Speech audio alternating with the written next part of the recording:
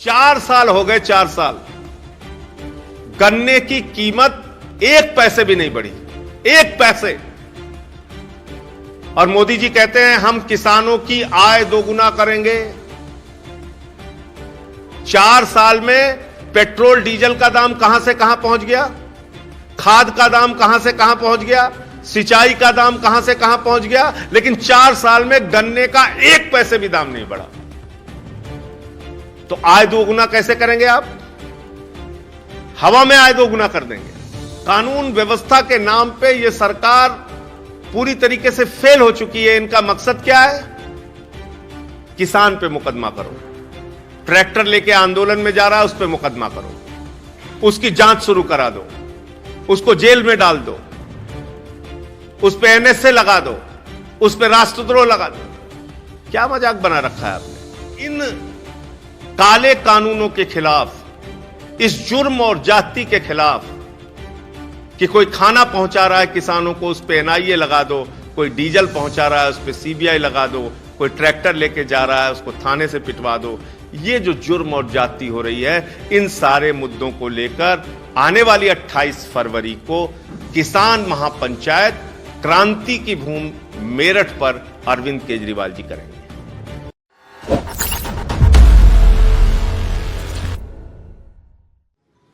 आप सभी जानते हैं कि एक न्यायालय से गैर जमानती वारंट मेरे खिलाफ जारी हुआ था और उसको लेकर मैं सर्वोच्च न्यायालय में गया था, जहां पर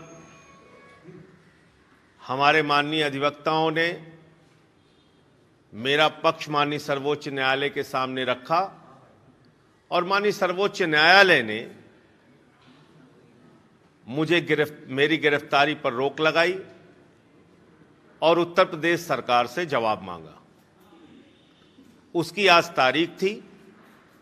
एमपी एमएलए कोर्ट में मैं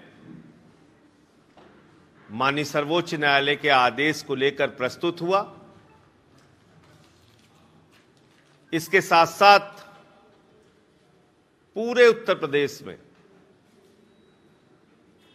जिला पंचायत का चुनाव हो रहा है और उसमें आम आदमी पार्टी मजबूती के साथ चुनाव में अपनी तैयारी के साथ उतर रही है। पिछले दिनों स्वदेश कोरी जी को पार्टी की सह प्रभारी की जिम्मेदारी दी गई। ललित वाल्मीकि जी हमारे युवा के अध्यक्ष हैं। लखनऊ में जो हमारी सीटें हैं उसमें अलग अलग वार्डों की रिपोर्ट तैयार करने आदि की जिम्मेदारी इनके कंधे पे सौंपी गई है। पूरे प्रदेश के अंदर जो वंचित समाज है, शोषित समाज है, दलित समाज है, आज इस सरकार में अपने आप को वो ठगा हुआ महसूस कर रहा है। उसके साथ न्याय नहीं हो रहा है। भर्तियों के नाम पे घोटाला, आरक्षण में हेरफेर, इस पे कई प्रेस कॉन्फ्रेंस पहले भी मैं कर चुका हूं। अभी एक घटना जौनपुर में हुई है। कृष्णा यादव जिनकी उम्र 25 साल थी, पुलिस उनको उनके घर पे उठा के लेके गई और बक्सा थाना आता है जौनपुर में। कृष्णा यादव को इतनी बुरी तरीके से मारा पीटा कि 11 और 12 तारीख की रात में कृष्णा यादव की मौत हो गई। अभी थोड़ी देर पहले मेरी उनके परिवार वालों से बात हुई। रो रहे थे, बिलख रहे थे, चीख रहे थे कि ऐसे मेरे भाई को मार दिया गया। किसी भी नौजवान को उत्तर प्रदेश की पुलिस कहीं से भी उठाती है, पकड़ के थाने में ले जाती है, पीट पीट के मार देती है। यह हो रहा उत्तर प्रदेश में।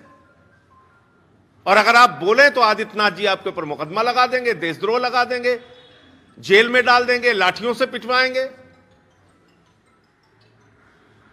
तो यह एक बड़ी विडंबना है। यह बहुत अफसोस की बात है कि आज उत्तर प्रदेश में न्याय के लिए आवाज उठाना गुनाह और जुर्म हो गया है। आज उत्तर प्रदेश में निर्दोष और मासूम लोगों को कहीं से भी पकड़ के उठा के थाने में ले जाके पीट पीट के मार दिया जा रहा है। गिरधारी का मामला लखनऊ का है, पुलिस कस्टडी में डेथ, ये एक जुडिशियल कस्टडी में डेथ, ये एक नया चलन शुरू हो गया है। कानून व्यवस्था के नाम पे ये सरकार पूरी तरीके से फेल हो चुकी है। इनका मकसद क्या है?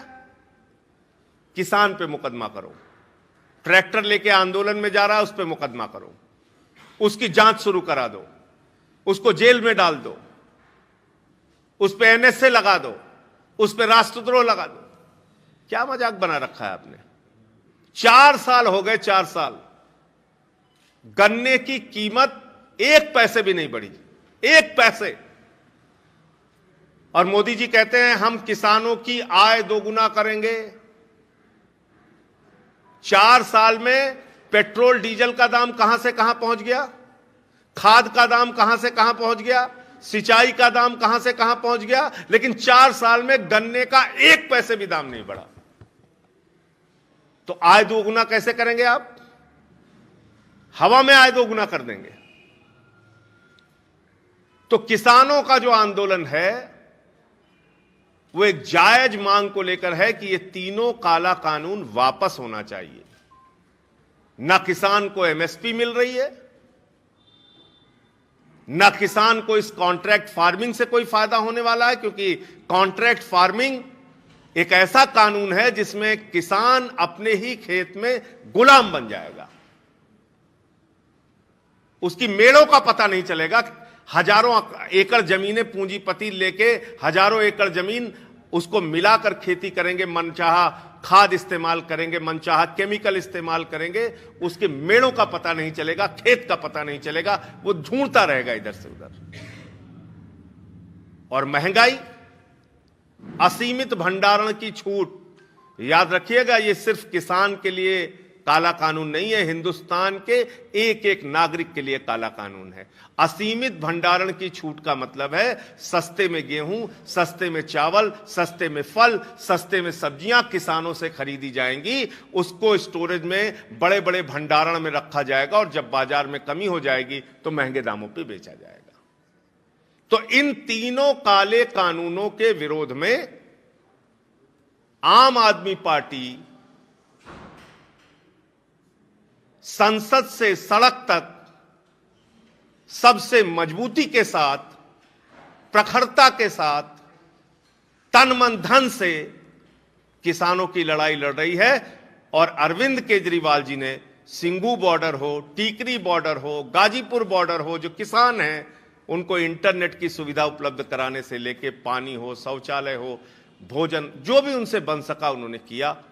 हम लोगों ने संसद में लड़ाई लड़ी, लेकिन सरकार सुनने के लिए तैयार नहीं है। सब सरकार अपने अहंकार के चरम पर है। वो किसानों को आतंकवादी कह रही है, खालिस्तानी कह रही है, पाकिस्तानी कह रही है। 200 किसानों की शहादत हो गई और हरियाणा का कृषि मंत्री उनकी शहादत पर मजाक उड़ाता है, हंसता है। यह है भारतीय जनता पार्टी, यह इसकी सोच, यह इसकी क्रूरता, ये इसकी मानसिकता कि 200 किसानों की जान जा चुकी है। आप हंस रहे हैं, आप कह रहे हैं इसमें तो एक जाति विशेष के लोग मरे हैं, वो किसान नहीं थे। तो इन काले कानूनों के खिलाफ, इस जुर्म और जाति के खिलाफ कि कोई खाना पहुंचा रहा है किसानों को, उस पे एनआईए लगा दो, कोई डीजल पहुंचा रहा है उस पे सीबीआई लगा दो, कोई ट्रैक्टर लेके जा रहा है उसको थाने से पिटवा दो। ये जो जुर्म और जाति हो रही है, इन सारे मुद्दों को लेकर आने वाली 28 फरवरी को किसान महापंचायत क्रांति की भूमि मेरठ पर अरविंद केजरीवाल जी करेंगे। 28 फरवरी को मेरठ में,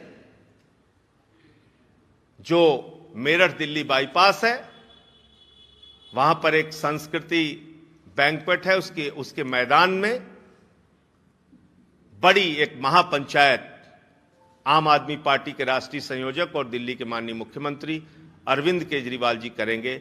और उस किसान महापंचायत के जरिए ये तमाम मुद्दे जो किसानों की जिंदगी, किसानों के जीवन से जुड़े हुए हैं, ये मुद्दा उठाया जाएगा। और जो कृष्णा यादव का मामला है जौनपुर का, उसमें एसपी को और थानेदार को, जो लोग भी इसके लिए जिम्मेदार हैं, उनको सस्पेंड किया जाए, उनकी गिरफ्तारी होनी चाहिए और उनके खिलाफ 302 का मुकदमा होना चाहिए। जो लोग इस दुर्दांत अपराध के लिए जिम्मेदार हैं, कृष्णा यादव को थाने में पीट पीट के मार दिया गया, उसकी जान ले ली गई, उसका जवाब आदित्यनाथ की सरकार को देना चाहिए। रिंकू शर्मा के मामले में हम लोग पहले भी कह चुके हैं, जब से देश के गृह मंत्री अमित शाह बने हैं, दिल्ली की कानून व्यवस्था बद से बदतर हो गई है। लेकिन अमित शाह को निगम का चुनाव हैदराबाद में करने से फुर्सत नहीं है, अमित शाह को बंगाल के चुनाव से फुर्सत नहीं है, अमित शाह को दिल्ली में दंगा और हिंसा कराने से फुर्सत नहीं है, अमित शाह को दिल्ली में वकीलों पे लाठियां चलवाने से फुर्सत नहीं है। तो जो रिंकू शर्मा की हत्या हुई है, ये कानून व्यवस्था का मामला है और मुझे लगता है कि गृह मंत्री को इसके बारे में आके सामने जवाब देना चाहिए। तुमसे नहीं संभलता तो दिल्ली पुलिस दे दो अरविंद केजरीवाल जी को, जैसे हमने हर विभाग ठीक करके दिखाया, उसको भी ठीक कर दो।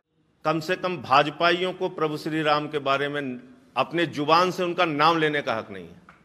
चंदा चोर पार्टी है भाजपा, जो राम के नाम पे चंदा चोरी कर रहे हैं, इनके खिलाफ एफआईआर हो रही है। भाजपाइयों के खिलाफ 4 एफआईआर इस जिले में, 5 एफआईआर उस जिले में, 5 एफआईआर। इनको राम का नाम लेने की जरूरत है? राम, प्रभु श्री राम का आदर्श क्या था?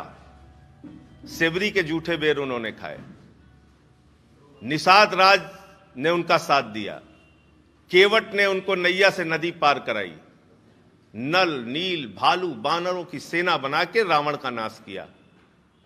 और ये लोग क्या कर रहे हैं?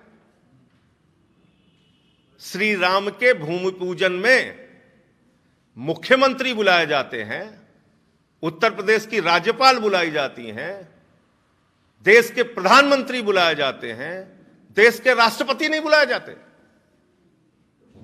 जो लोग समाज के, अपने वर्ग के, अपने साथ के लोगों के साथ भेदभाव करते हैं, उनको प्रभु श्री राम का नाम लेने का अधिकार नहीं।